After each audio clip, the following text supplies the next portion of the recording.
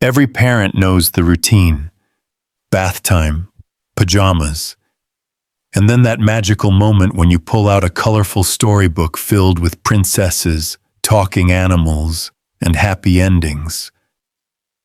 But what if I told you that the bedtime stories you're reading to your children were originally designed to terrify adults?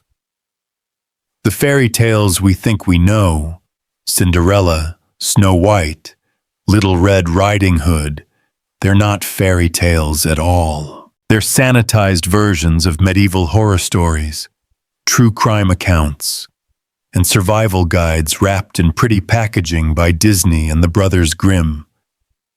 Behind every once upon a time lies a documented disaster, a real murder, or a historical tragedy so brutal that communities turned them into cautionary tales to keep their children alive. The talking wolves? They were serial killers. The wicked stepmothers? They were actual poisoners. You're about to discover that your favorite childhood stories have body counts. The Brothers Grimm weren't collecting fairy tales. They were documenting crime scenes. The oral traditions they sought out weren't spun from pure imagination, but were the communal memories of unthinkable events, passed down from one terrified generation to the next. The moral of these stories wasn't about finding true love or living happily ever after. It was about the very real dangers lurking just beyond the edge of the village. The strangers, the famines, the jealous relatives. They were dark, visceral warnings against a world that was unforgiving and unpredictable. So, before we continue, take a moment to look at your bookshelf. Those cheerful covers and whimsical illustrations are hiding something far more sinister, a forgotten history of survival and fear. We'll start with a tale that became a chilling metaphor for one of medieval Germany's most baffling and horrifying mysteries, the Pied Piper. It's June 26th, 1284, in the small German town of Hameln. The sun is setting, casting long shadows over the timber-framed houses. Families are preparing dinner, the air thick with the smell of roasting meat and fresh bread. But as evening falls, every parent in town realizes the same horrifying truth. Their children are gone. Not just missing, gone. All of them. 130 kids between the ages of 4 and 14 had simply vanished without a trace. The records of this event are still there, chillingly preserved. They are carved into church windows, written in town chronicles, and documented by medieval scribes who couldn't make sense of what they witnessed. The town of Hameln kept meticulous records of this event because it was so catastrophic that it nearly destroyed their entire community overnight. The silence in the hours and days that followed must have been unbearable, a deafening absence of the sound of children playing, laughing, and calling out to their parents. What makes this even more chilling is that the original story had nothing to do with rats. That detail was added centuries later, probably to make the tale less terrifying for children. The earliest accounts just mention a mysterious stranger in colorful clothes who led the children away with some kind of music, and they were never seen again. Medieval chroniclers offered several theories. Some believed the children were recruited for a crusade and died on the journey, a common historical event known as the Children's Crusade, where thousands of young people were sent to their deaths. Others thought they were taken to populate new settlements in Eastern Europe, a grim practice where young people were essentially kidnapped to colonize hostile territories. The most disturbing theory: mass drowning in the nearby river, possibly during some kind of religious ritual gone wrong. But here's what makes historians' blood run cold: the precision of the date. Medieval people rarely recorded exact dates unless something absolutely earth-shattering happened. The fact that June 26, 1284, was burned into their collective memory suggests this wasn't just another tragedy. It was something so unprecedented that it became the defining moment of their town's history. The aftermath was equally devastating. Hameln's population crashed. Economic records show the town struggled for decades to recover. Marriage records reveal that many families simply packed up and left, unable to bear living in a place where their children had vanished into thin air. Even today, there's a street in Hameln called Bungalowsenstrasse, the street without drums, where local legend says no music is allowed to be played because that's the path the children took on their final walk out of town. The fairy tale we know sanitized one of medieval Germany's most documented mass disappearances into a story about pest control, transforming a real-life horror into a digestible cautionary tale for generations to come. Little Red Riding Hood. In 1764, something began hunting the people of south-central France. It wasn't a fairy tale monster. It was real. It was massive. And over the course of 3 years, it would kill over 100 men, women, and children in the most brutal ways imaginable. The French called it La Bête du Gévaudan, the beast of Gévaudan. Eyewitness accounts described a wolf-like creature the size of a calf, with reddish fur, a broad chest, and jaws powerful enough to decapitate a human being with one bite. But here's what made it truly terrifying. It hunted strategically. Unlike normal wolves that kill for food, this creature seemed to target lone travelers, especially women and children walking isolated paths through the forest. Sound familiar? The beast had a pattern. It would stalk victims for miles, wait for them to be completely alone, then attack with surgical precision, often going straight for the throat or head.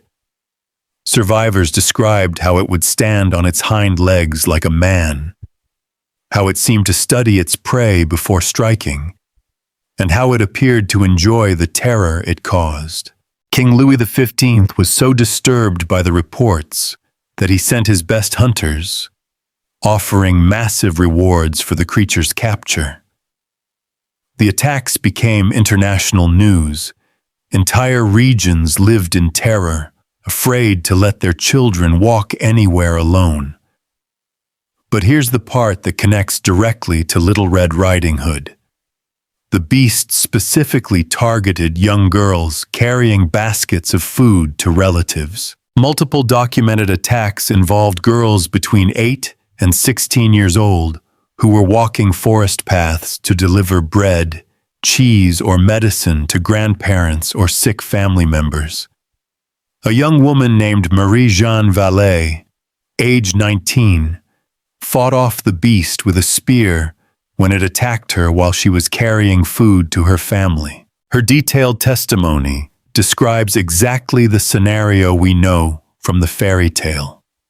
A lone girl, a basket of food, a forest path, and a predator that seemed almost human in its cunning. The original versions of Little Red Riding Hood were far more graphic than Disney would have you believe. In Charles Perrault's 1697 version, the wolf tricks the girl into eating her own grandmother's flesh and drinking her blood before devouring her alive.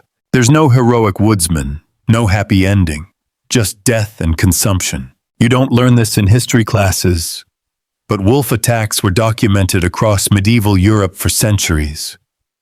Church records from Germany, France, and Eastern Europe contain hundreds of accounts of wolves entering villages, dragging away children, and terrorizing communities.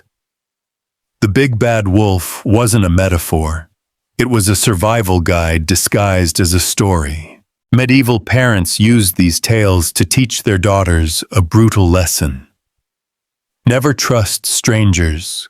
Never walk alone, and always be suspicious of anyone who asks too many questions about where you're going.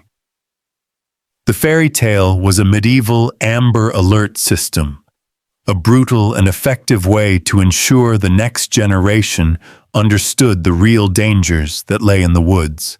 Hansel and Gretel. Between 1315 and 1322, Europe experienced what historians call the Great Famine. 7 years of relentless crop failures, livestock death, and starvation so severe that it fundamentally changed medieval society. It was a period of sustained, creeping horror. Imagine a world where every single day is a struggle just to find enough to eat, where the very ground you stand on seems to conspire against you. During this brutal era, something unthinkable became routine. Parents walking their children deep into forests and leaving them there to die. This wasn't cruelty. This was mathematics. Medieval families had to make an impossible calculation. With grain prices skyrocketing by 800% and winter approaching, they could either watch their entire family starve slowly or sacrifice the youngest members so the adults and older children might survive until spring. Court records from across Europe document hundreds of cases of child abandonment during these famine years, a heartbreaking testament to the depths of human desperation. The process was heartbreakingly systematic. Parents would tell their children they were going foraging or visiting relatives. They'd walk them miles from home, deep enough into the forest that the children couldn't find their way back. Then they'd leave them with whatever scraps of food they could spare, maybe some bread crusts or a few berries, and disappear while the children were sleeping or distracted. The silence and sudden solitude that followed must have been a child's worst nightmare. But here's where the Hansel and Gretel story gets its most disturbing details. The cannibalism wasn't fictional either. Medieval chronicles from this period document cases of parents eating their own children who had died of starvation. More horrifying still, there are recorded instances of strangers luring hungry children into their homes with promises of food, only to kill and eat them. The gingerbread house wasn't a fairy tale invention. It was a chilling warning about predators who used food as bait during times of desperation. In some regions of Germany, authorities found evidence of what they called witch houses, isolated cottages where desperate adults had resorted to cannibalism. These weren't supernatural witches casting spells. They were starving people who had crossed the ultimate moral boundary to survive. The brothers Grimm collected their version of Hansel and Gretel in early 19th century Germany, a region that had been devastated by repeated famines and the 30 Years' War. The story they recorded reflected generational trauma, the collective memory of times when parents had to choose between keeping their children alive and keeping themselves alive. But the most chilling detail in the original Grimm version is how matter-of-factly the parents discuss abandoning their children. There's no agonizing moral debate, no tears, no dramatic emotion. The father simply says they have no choice, and the stepmother agrees. This cold pragmatism reflects how normalized child abandonment had become during survival situations. Archaeological evidence supports these stories. Excavations of medieval forest sites have uncovered small graves containing the remains of children who died alone in the wilderness. Carbon dating places many of these burials during known famine periods, suggesting that child abandonment was far more common than historical records indicate. The trail of breadcrumbs that Hansel drops to find his way home? That detail comes from actual survival techniques that medieval children were taught. Parents would show their kids how to mark forest paths using whatever materials they had, stones, broken twigs, just in case they ever got separated or lost. The fairy tale was a survival manual disguised as a cautionary story, teaching children how to navigate a world where even their parents might not be able to protect them. Snow White. In 1533, a beautiful 16-year-old noblewoman named Margaretha von Waldeck was found dead in her chambers. Her body showed clear signs of poisoning. She had everything a fairy tale princess could want: wealth, beauty, noble birth, and a promising future. She also had something else: a stepmother who despised her and a family fortune worth killing for. Margaretha lived in the German region of Waldeck, where her family controlled vast mining operations. These weren't ordinary mines, they were a living hell. They used child laborers, many of them so young and malnourished that locals called them the little people or dwarfs. The working conditions were so brutal that most of these children died before reaching adulthood, their bodies permanently stunted by malnutrition and toxic exposure. It was a grim and heartbreaking reality, a human tragedy unfolding in the very shadows of Margaretha's home. But here's where the story gets darker. Margaretha had begun questioning her family's use of child labor. Court documents suggest she was planning to reform the mining operations, a move that could have potentially cost her stepmother and half-brothers enormous profits. Within months of these discussions, she was dead. The autopsy conducted by the court physician concluded that Margaretha had been systematically poisoned over several weeks, a method that would leave her weak, pale, and appearing to sleep for long periods before finally killing her. Sound familiar? Her stepmother, Katharina von Hatzfeld, had married Margaretha's father primarily for financial gain and had already secured inheritance rights for her own children. With Margaretha gone, the family fortune would be entirely under her control. But the most chilling detail wasn't discovered until centuries later. In the 1990s, researchers examining Margaretha's preserved hair found traces of multiple toxic substances: arsenic, mercury, and other heavy metals that were commonly used as slow-acting poisons in medieval Germany. The concentration levels suggested deliberate, repeated administration over at least 6 weeks. The magic mirror element of the story may have originated from Margaretha's real-life situation. Her stepmother was known to be obsessively vain and had commissioned multiple mirrors from Venetian craftsmen, an enormous expense that demonstrated both her wealth and her staggering narcissism. Palace records show she spent more on mirrors and cosmetics than most noble families spent on food. The brothers Grimm collected their version of Snow White in the same German region where Margaretha had lived nearly 300 years later. Local oral traditions had kept her story alive, transforming the real-life murder into a cautionary tale about family betrayal and the dangers beautiful women faced from jealous relatives. Even more disturbing is what happened to Margaretha's body after her death. Following medieval noble customs, she was displayed in an open coffin for several days to allow mourners to pay respects. But witnesses noted something strange. Despite being dead for days, she looked as if she were merely sleeping, her skin still pale but not decomposed. This sleeping death appearance was actually caused by the specific poisons used to kill her.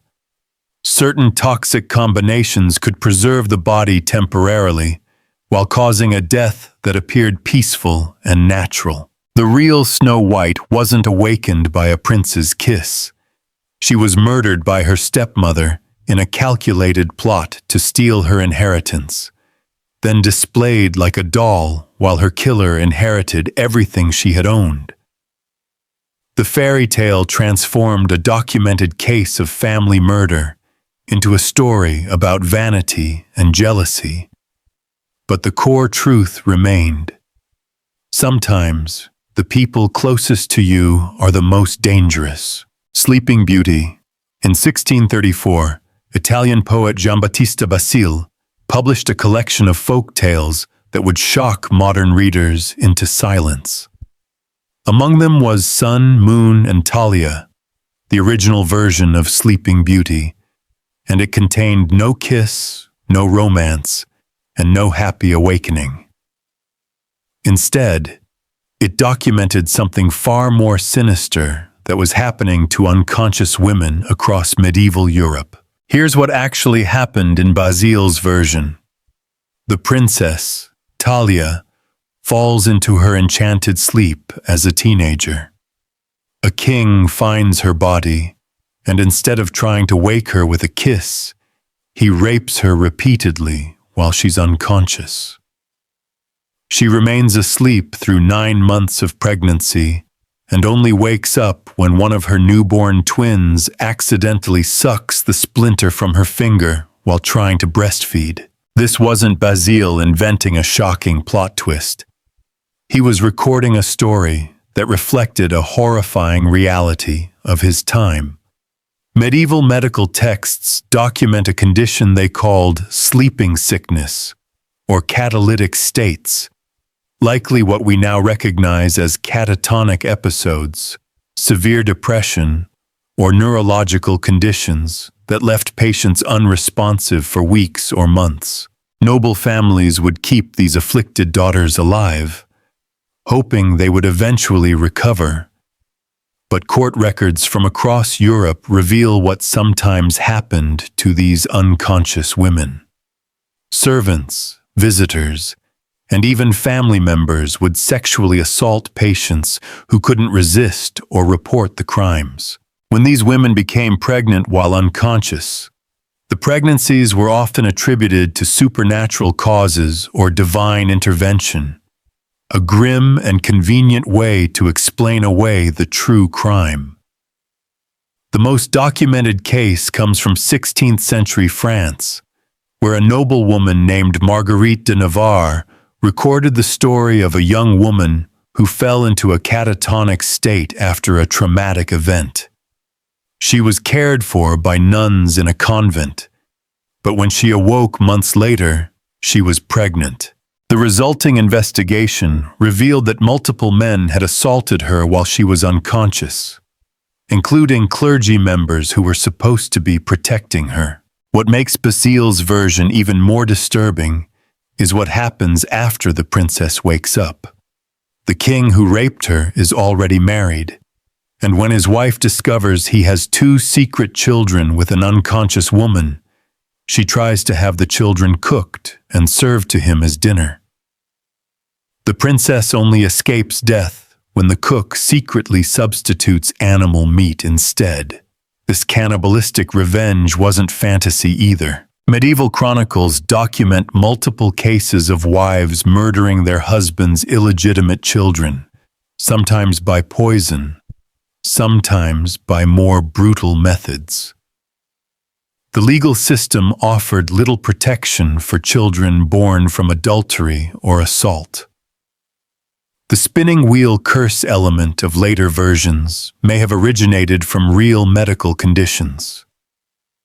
Ergot poisoning from contaminated grain could cause seizures, hallucinations, and extended periods of unconsciousness. Families might blame these episodes on curses or supernatural forces rather than acknowledging the medical reality.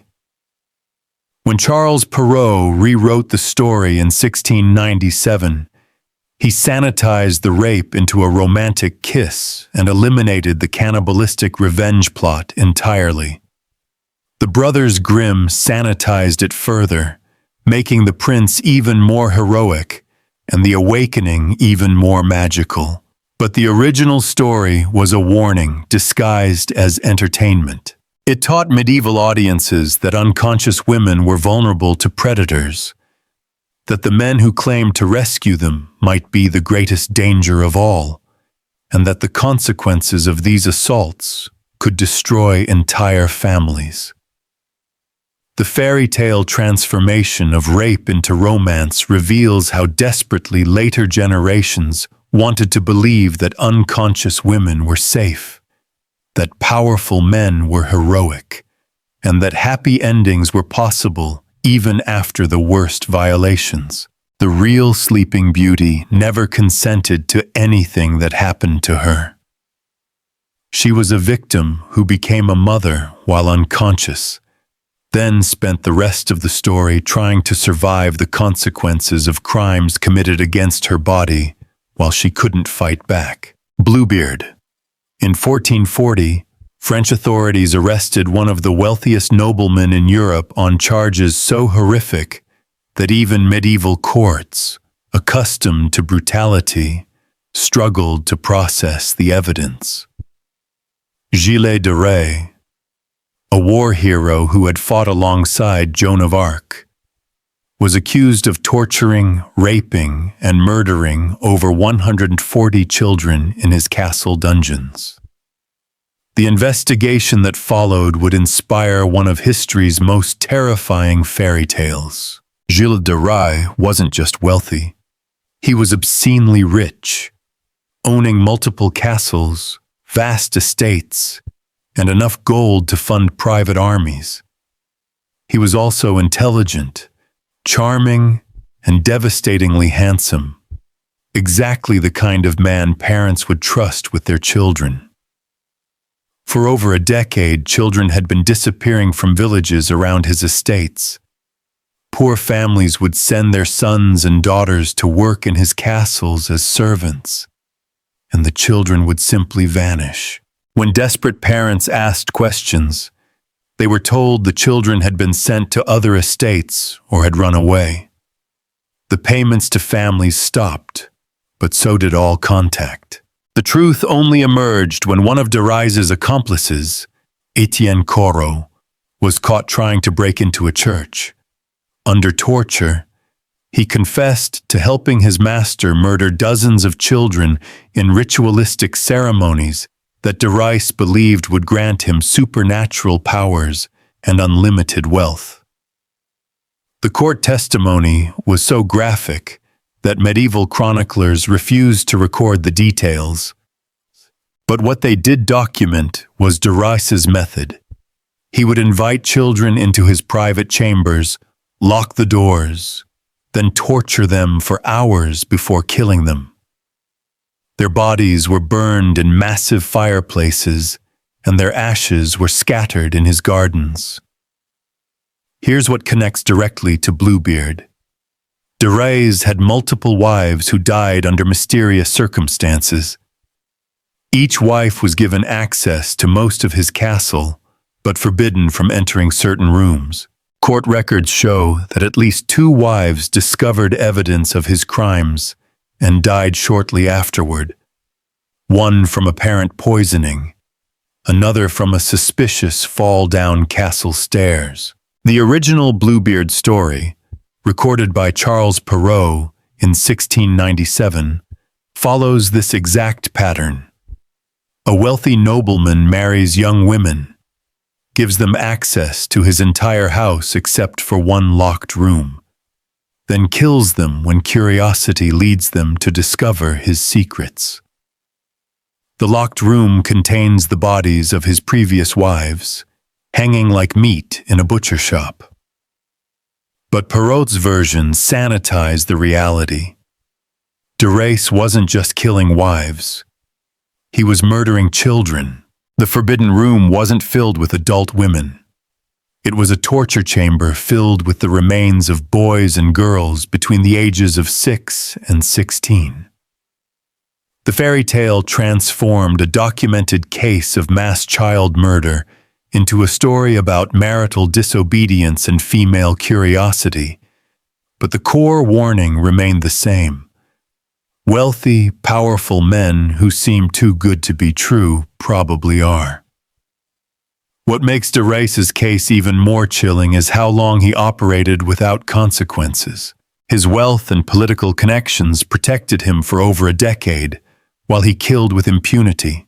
Local authorities received complaints about missing children, but refused to investigate a war hero who had connections to the royal court. The investigation revealed that de Race had developed elaborate rituals around his murders, believing that the more innocent the victim, the more supernatural power he would gain from their death. He specifically targeted children from poor families because he knew no one would demand justice for them.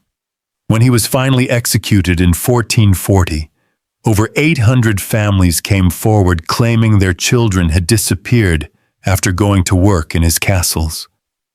The actual death toll was probably much higher than the 140 documented cases, since many rural families never reported missing children to authorities. The Bluebeard fairy tale served as a warning system, teaching generations of women to be suspicious of men who offered too much too quickly, who isolated them from their families, and who maintained secrets that could get them killed. But it also revealed an uncomfortable truth about medieval society. The wealthy could literally get away with murder as long as they targeted the powerless. And even when justice finally came, it was often too late for hundreds of victims. So we have dismantled 6 major myths about witch hunts, revealing a history far more complex and relevant than most people realize.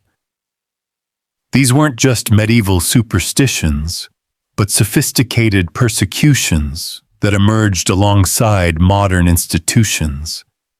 They weren't solely about women, religion, or magic, but about how communities respond to fear and uncertainty.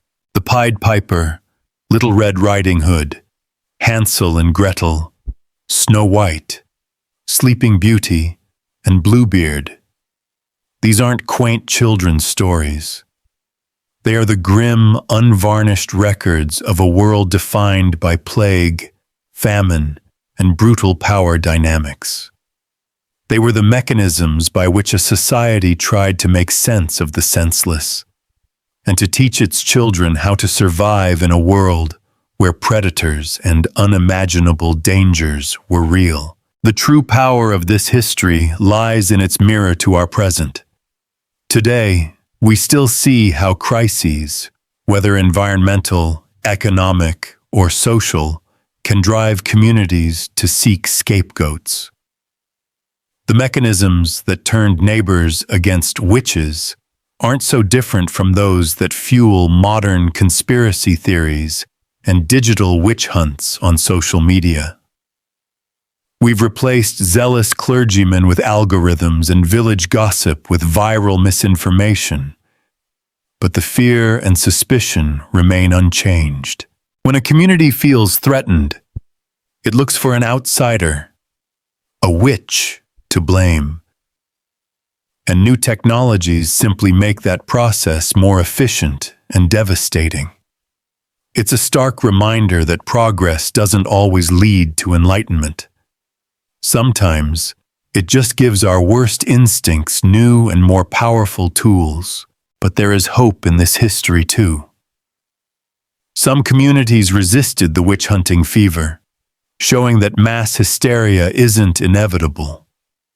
Their resistance reminds us that while human nature may not have changed much in 400 years, neither has our capacity to stand against persecution when we recognize its patterns. We are not doomed to repeat the past. We are not destined to become the monsters of our own stories. This is the most important lesson. History is not just a collection of past events. It is a living lesson about who we are and about the choices we can make when faced with great challenges. It teaches us to be skeptical of simple answers to complex problems, to recognize the seeds of mass panic before they take root, and to remember that the greatest magic is not in casting spells, but in the courage to stand up for the innocent and say, "This is wrong."